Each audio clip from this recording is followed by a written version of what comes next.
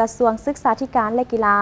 ร่วมกับสถานทูตออสเตรเลียเฉลิมฉลองการร่วมมือในการพัฒนาการศึกษาชั้นประถมศึกษาโดยผ่านแผนงานปรับปรุงคุณภาพการศึกษาขั้นพื้นฐานหรือบีควาครบรอบ10 ปี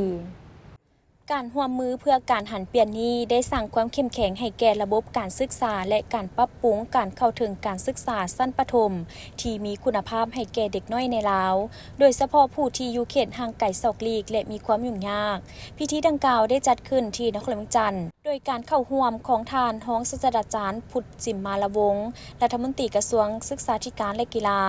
ท่านนางเมแกนจอนส์เอกอัครราชทูตออสเตรเลียประจำลาวได้กล่าวเปิดงานโดยท่านได้กล่าวถึงพื้นฐานอันลึกซึ้งของการร่วมมือนี้ว่าขีดหมายอันสำคัญนี้แม่นส่วนหนึ่งของเส้นทางการร่วมมือที่มีความยาวนานเกือบ30 ปี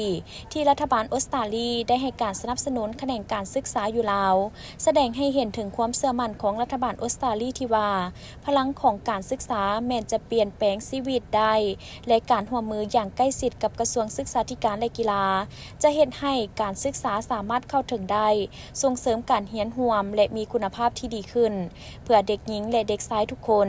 รัฐมนตรีกระทรวงศึกษาธิการและกีฬาก็ได้กล่าวเน้นหนักถึงความสำคัญของการร่วมมือนี้ว่า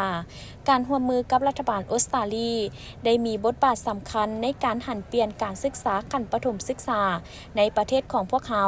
การศึกษาแม้นเป็นพื้นฐานของสังคมที่เข้มแข็งรัฐบาลออสเตรเลียได้เป็นคู่ร่วมพัฒนาที่สำคัญ